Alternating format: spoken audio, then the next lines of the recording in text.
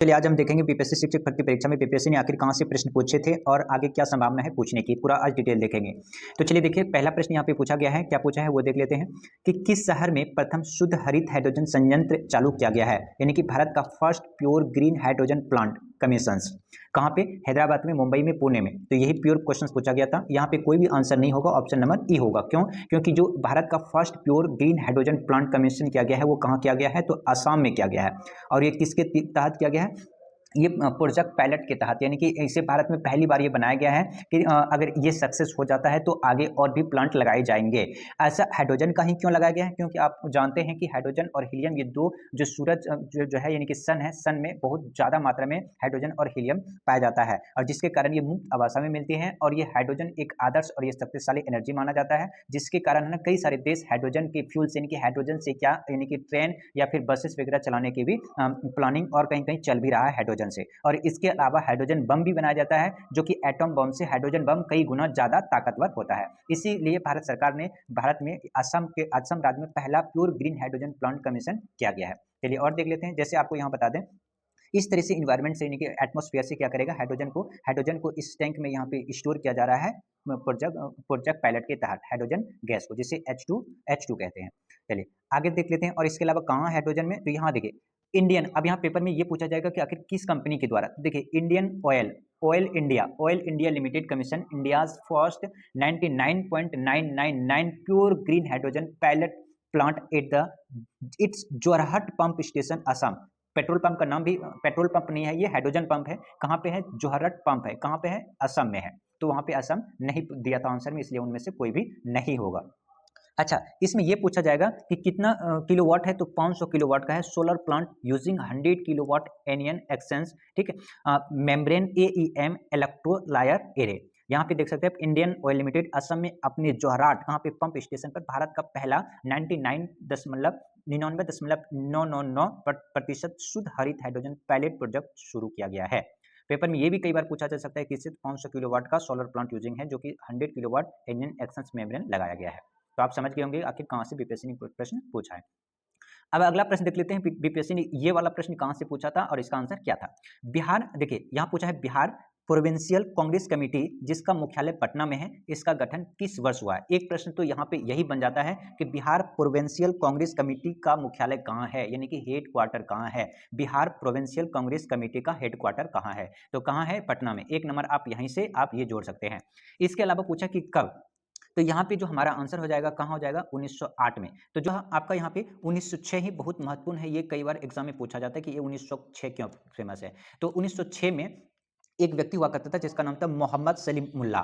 क्या था, मोहम्मद सलीमुल्लाह। किसका, मोहम्मद सलीमुल्लाह। इन्होंने क्या किया था, तो बांग्लादेश की जो ढाका है, क्या है, ढाका, ठीक है, बांग्लादेश में क्या है, ढाका, बांग्लादेश में जगह है ढाका, जिसे आप बांग्लादेश की राजधानी बोलते हैं ढाका। वहां पर 1906 में क्या किया था, मुस्लिम लीग की स्थापना किया था। किसकी, मुस्लिम लीग की स्थापना किया था, कहां पे, बांग्लादेश में के ढाका में। किसने किया था, मोहम्मद सलीमुल्लाह ने किया था। कब किया था, तो दिसंबर में। पेपर में यहां से कई बार पूछा जाता है कि मुस्लिम लीग की स्थापना कहां किया गया था, तो बांग्लादेश में किया गया था। कहां पर, ढाका में किया गया था। किसने किया था, मोहम्मद सलीमुल्लाह ने किया था। कब किया था, 1906 में। कब किया था, दिसंबर में। चलिए आगे और देख लेते हैं। तो यहाँ से आप ध्यान रखेंगे कि पेपर में किस तरीके से प्रश्न पूछे जा रहे हैं। इसके अलावा यहाँ पे देखिए कई बार पेपर में इससे रिलेटेड ये क्वेश्चन पूछा जाता है, क्या, कि बिहार सोशलिस्ट पार्टी का गठन कब हुआ था। तो देखिए बिहार सोशलिस्ट पार्टी का गठन हुआ था 1931 में। कांग्रेस के भीतर मार्क्सवादी लेनिनवादी समाजवादियों की विचारधारा ने इसे किया था। और इसका गठन का जो श्रेय जाता है वो किसका जाता है, JP नारायण, जिसे आप जय प्रकाश नारायण के नाम से जानते हैं। और किसके नेतृत्व में किया था, तो फूलन प्रसाद के नेतृत्व में किया था। कहां पर किया था, फूलन प्रसाद वर्मा ने किया था। किसने, फूलन प्रसाद वर्मा में। और एक बात यहां पे ध्यान रखिएगा, JP नारायण को जय प्रकाश नारायण कहते हैं और इसे लोक नायक के भी नाम से जाने जाते हैं। चलिए अगला प्रश्न देख लेते हैं, जो कि ये भी अभी बिहार ने पूछा था। बिहार समाजवादी पार्टी का गठन किसने किया था, बिहार समाजवादी पार्टी। तो अभी हमने देखा किसने किया था, राजेंद्र प्रसाद तो नहीं था, अभी अभी हमने देखा जयप्रकाश नारायण। अभी हमने पिछले नोट्स में देखा कि फूलन प्रसाद और जयप्रकाश नारायण। फूलन प्रसाद के नेतृत्व में जयप्रकाश नारायण ने बिहार समाजवादी पार्टी का गठन किया गया था। और कब किया गया, तो ये भी पूछ लेगा, तो आप याद रखिएगा, बिहार समाजवादी पार्टी का गठन किया गया था 1931 ईस्वी में। कब किया गया था, 1931 ईस्वी में। इस पॉइंट को ध्यान रखेंगे। फूलन प्रसाद वर्मा और जयप्रकाश नारायण ने बिहार समाजवादी पार्टी का स्थापना किया था।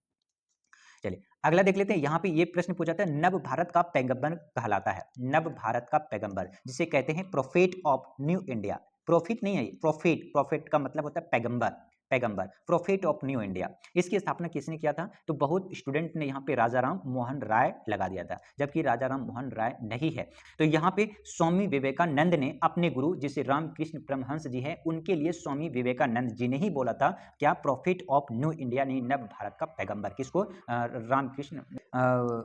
तो यहाँ पे आंसर कौन सा हो जाएगा? आंसर यहाँ पे कोई भी नहीं होगा, ऑप्शन नंबर ए हो जाएगा।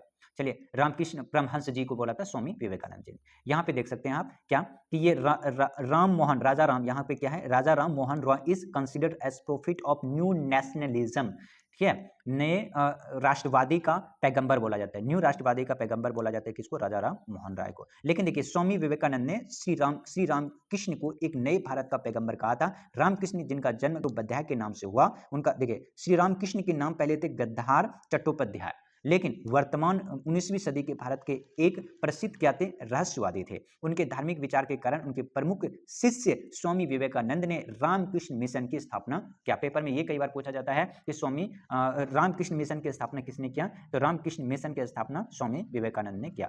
पेपर में ये भी पूछा जाता है कि स्वामी विवेकानंद के गुरु कौन थे? तो श्री रामकृष्ण ही थे। चलिए अगला प्रश्न देख लेते हैं, आखिर क्या यहाँ पे देखिए बीपीएससी ने क्वेश्चंस कहाँ से पुटअप किया था? क्या था? 1913 में पटना में अनुशीलन समिति की एक शाखा की स्थापना किसने की? कहाँ पर? पटना में 1913 में। एक प्रश्न यहाँ से बन जाता है कि अनुशीलन समिति की स्थापना कब की गई थी? तो 1913 में की गई थी, ठीक है।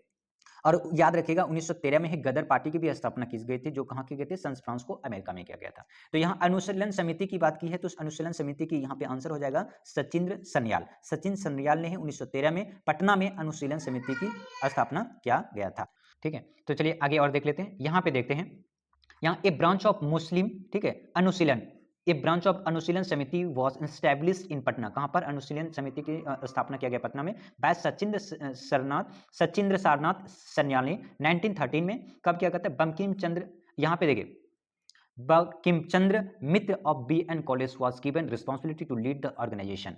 और ये बंकिम चंद्र मित्र को BN कॉलेज का was given the responsibility of lead to organisation, और इनको ये दिया गया कि ऑर्गेनाइजेशन को क्या करे? लीड करे। अनुशीलन समिति की शाखा पटना में 1913 में सचिन सन्याल के द्वारा स्थापित की गई थी, और BN कॉलेज के बंकिम चंद्र मित्र को संगठन का नेतृत्व करने के लिए एक जिम्मेदारियां सौंपी गई थी। पेपर में कई बार यहाँ से पेपर पूछा जाता है, तो इसको ध्यान रखेंगे। अगला देखिए यहाँ पे पूछा है गदर पार्टी की स्थापना कहाँ पर हुई थी? तो अभी मैंने आपको बताया सैन फ्रांसिस्को में किया गया था। कब किया गया था? तो 1913 में किया गया था। और कहाँ पर? San Francisco. इस पॉइंट को ध्यान रखेंगे। और सैन फ्रांसिस्को कहाँ है? तो ये संयुक्त राज्य अमेरिका में है, यानी कि यूनाइटेड स्टेट ऑफ अमेरिका में है। और यहाँ से कुछ पॉइंट देख लेते हैं। देखिए जो गदर पार्टी है, तो यहाँ पे ये थे कुछ लोग जिन्होंने गदर पार्टी की प्रमुख स्थापना किया था। देखिए उसमें जो हेड था वो था कौन? सचिंद्र सन्याल। ये गदर पार्टी का स्थापना संयुक्त राज्य अमेरिका में किया गया था। किसने किया था? तो यहाँ पे देखिए इन लोगों ने किया था। किसने किया था? तो यहाँ आप देख सकते हैं। यहाँ पे देखिए कह रहे कि the official funding has been dated a meeting 15 जुलाई 1913। 15 जुलाई 1913 में किया गया था। Austria, Oregon and the united state of America. Hardayal कौन कौन थे? तो हरदयाल, दादा हरदयाल, संत बाबा वंशखा सिंह देवाहर, बाबा जावला सिंह, संतोख सिंह एंड सोहन सिंह भाखना, ये थे इनके फाउंडर। तो आप इसको याद रखेंगे। गदर पार्टी की स्थापना अंतर्राष्ट्रीय राजनीतिक आंदोलन था, जिसमें कि भारत में ब्रिटिश शासन को उखाड़ फेंकने के लिए प्रस्तावित भारतीय शामिल थे। आधिकारिक स्थापना कब किया गया था? तो 15 जुलाई 1913 में संयुक्त राज्य अमेरिका के एस्टोरिया, ओरेगन में एक बैठक में लिए दिनांकित किया गया है। और गदर पार्टी के संस्थापक कौन थे? दादा हरदयाल, संत बाबा बासाखा सिंह दादेहर और बाबा ज्वाला सिंह, संतोष सिंह, और एक थे जो प्रमुख थे सोहन सिंह भाखना। इस पॉइंट को आप ध्यान रखेंगे। अगला प्रश्न है कि लंदन में अभिनव भारत का संस्थापक कौन था? लंदन में अभिनव भारत के संस्थापक कौन थे? तो लंदन में जो अभिनव भारत के संस्थापक थे वो थे विनय दामोदर दास। कहीं पेपर में सिर्फ विनय पूरा नहीं लिखता है, लिखता है BD सावरकर। तो आप याद रखेंगे BD सावरकर, जो पूरा नाम है विनायक दामोदर सावरकर। कब किया गया था? लंदन में। और याद रखिएगा इनकी एक पत्रिका है मित्र मेला, इसकी किसकी? तो BD सावरकर कहीं, याद रखिएगा। तो Abhinav Bharat was organised by the BD Savarkar. It was secreted society founded by Vinay Damodar Das Savarkar, brother Ganesh Damodar Savarkar in 1994। Paper में कई बार ये पूछा जाता है कि जो अभिनव भारत है कब स्थापना की गई थी? तो 1904 में की गई थी, इनके भाई के सहयोग से, गणेश दामोदर सावरकर से और BD सावरकर से, ठीक है। इनिशियली फाउंडेड नासिक एज मित्र मेला। और यहाँ पे क्या है? नासिक में एक नासिक में एक सोसाइटी की स्थापना की गई थी, किस नाम से? तो मित्र मेला के नाम से, Mitra Mela. The society was associated with the several revolutionary and the political activity with the branches of the various party of the India and London. और कहाँ पर इसकी और वहाँ पे लंदन में भी।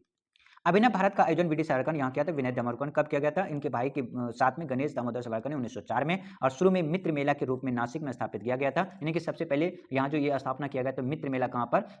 नासिक में है, और इन्हीं का जो ब्रांचेस है लंदन में जाके खोला, जिसको किस नाम से जाना गया? अभिनव भारत के नाम से जाना गया। तो इस यहाँ से प्रश्न पूछा गया था और आगे यहाँ से पूछने की प्रबल संभावना है। अगला प्रश्न बंकिम चंद्र चट्टोपाध्याय, ठीक है, अगला प्रश्न बंकिम चंद्र चट्टोपाध्याय के आनंद मठ में किस विद्रोह का उल्लेख है? तो देखिए बंकिम चंद्र चटर्जी ने भारत का राष्ट्रीय गीत भी लिखा है, वंदे मातरम सुजलाम सुफलाम सुफलाम मलयज शिष्य श्यामलाम वंदे मातरम, जो कि भारत का राष्ट्रीय गीत है। राष्ट्रीय गान जन गण मन है, जो कि रविन्द्रनाथ टैगोर ने लिखा है, लेकिन जो भारतीय का राष्ट्रीय गीत है वंदे मातरम सुजलाम सुफलाम मलयज शिष्य, ये लिखा है कौन? बंकिम चंद्र चटर्जी ने। तो उन्हीं बंकिम चंद्र चटर्जी ने आनंद मठ में ही सन्यासी विद्रोह यानी कि सन्यासी का उल्लेख किया गया है। तो यहाँ पे ऑप्शन नंबर हो जाएगा सन्यासी, क्योंकि उस समय विद्रोह चल रहा था कहाँ पर? बंगाल में। ठीक, तो आप यहाँ पे समझ चुके हैं। चलिए अगला यहाँ पे आप देख सकते हैं क्या है, तो यहाँ पे लिखा हुआ है कि आनंद मठ इज द बंगाली फिक्शन। जो आनंद मठ है वो कौन सी है? तो बंगाली में लिखा गया है। आनंद मठ एक चंद्र चट्टोपाध्याय द्वारा लिखित है, 1882 में प्रकाशित एक बंगाली उपन्यास है। कब? 1800। पेपर में ये पूछा जाएगा आनंद मठ किस भाषा में लिखी गई? तो बंगाली में लिखी गई थी, और ये क्या है? उपन्यास है। कब लिखा गया? तो 1882 ईस्वी में। कब? अगर 18वीं शताब्दी के अंत में सन्यासी विद्रोह का पृष्ठभूमि से प्रेरित और स्थापित है। यह पुस्तक 1770 में बंगाल में अकाल के दौरान के वर्षों पर आधारित है। यानी कि 1717 में बंगाल में बहुत बड़ा एक अकाल पड़ा था और उसी पर यह आधारित है। इस पॉइंट को ध्यान रखेंगे। अगला प्रश्न यहाँ पे पूछा गया, देखिए which of the following state has maximum urbanisation? Urbanisation का मतलब होता है नगरीकरण, और रूरलाइजेशन, रूरल का मतलब होता है ग्रामीणीकरण। तो यानी कि सबसे ज्यादा जो है नगरीकरण वो कहाँ है, किस स्टेट में है या किस राज्य में है? गोवा में है, महाराष्ट्र में है, कर्नाटक में है, या इनमें से सभी में है, या इनमें से कोई नहीं है? तो ऑप्शन नंबर हमारा हो जाएगा यहाँ पे महाराष्ट्र हो जाएगा। जो सबसे ज्यादा जो शहरीकरण है या फिर नगरीकरण है वो कहाँ है? महाराष्ट्र में है। यहाँ पे आप देख सकते हैं क्या कि in the terms of absolute the number of the persons living in the urban areas Maharashtra continue to the lead of with the 50.8 million persons which is comprises of 13.5% of the country's total urban population.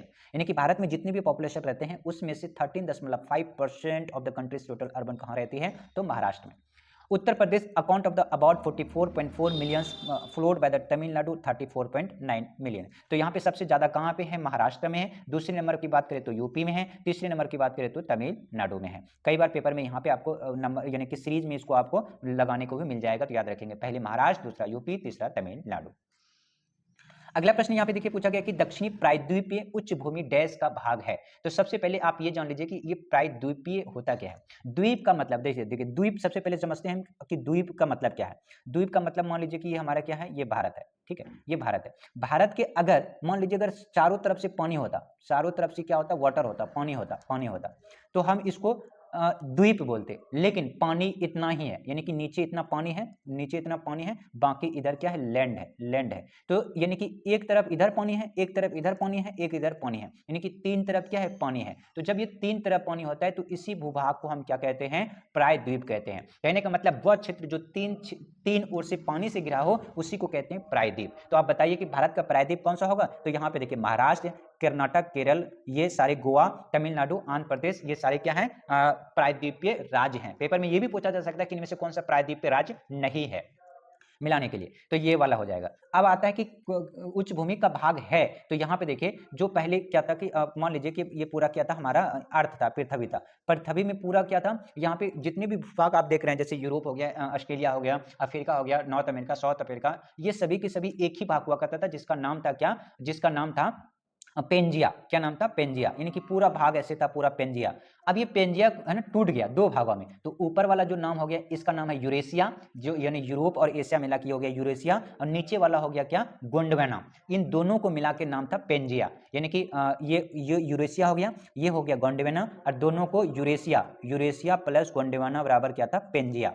Pangaea पूरा हुआ करता था, दो भाग में टूट गए, Eurasia और गोंडवाना में। तो जो ये गोंडवाना वाला लैंड था यहीं से ये टूटकर यहाँ एशिया था, और एशिया में आके जाके टकरा गया। जैसे ये टकरा गया कौन से भाग का? गोंडवाना। कहाँ पर? तमिलनाडु की छोर पर, जिसके कारण हुआ क्या? जिसके कारण क्या हुआ, हिमालय पर्वत का निर्माण हुआ और यही प्रायद्वीप भी बना। यही क्या बना, प्रायद्वीप। और ये प्रायद्वीप कौन सा क्षेत्र, अभी अभी मैंने बताया, गोंडवाना। तो कौन सा ऑप्शन नंबर क्या हो जाएगा, ए हो जाएगा। आप समझ चुके होंगे। जैसे यहाँ पे देखिए, आप ये देख सकते हैं कि यहाँ पे Gondwana land was the super continent that the exist before the 550 million years ago, यानी कि 550 मिलियन वर्ष पहले की बात है, जिसमें was the largest piece of the continental crust of the Paleozoic era और it cover about 2/3 of the today's continental area including the Africa, जिसमें क्या देखिए, अफ्रीका है, साउथ अमेरिका है, अंटार्कटिका है, जीलैंड, ठीक है, जीलैंडिया है, ऑस्ट्रेलिया है, इंडियन सब कॉन्टिनेंट है, अरेबिया है। ये सभी की सभी कहाँ है, गोंडवाना लैंड का ही हिस्सा है। तो दोस्तों ये कुछ प्रश्न थे जो कि बीपीएससी के आए हुए हैं और कहाँ से प्रश्न पूछा गया है। अगर आप आई एग्जाम एकेडमी पर नए हैं तो कृपया चैनल को सब्सक्राइब कर लीजिएगा, ताकि मैं आपको जितने भी प्रश्न हुए हैं, चाहे वो 6 to 8 हो या फिर जितने भी पूछा गया, प्राइमरी हो, पीआरटी हो या टीजीटी पीजीटी, सभी को प्रश्न मैं आपको यहाँ पे करा दूंगा और कहाँ से प्रश्न पूछे गए हैं, ताकि आगे एग्जाम जो भी आने वाले हैं आपको यहाँ से बहुत ही हेल्प होने वाला है। Thank you for watching. अगर इस चैनल पर नए तो कृपया चैनल को सब्सक्राइब करना नहीं भूलिएगा। Bye bye, take care.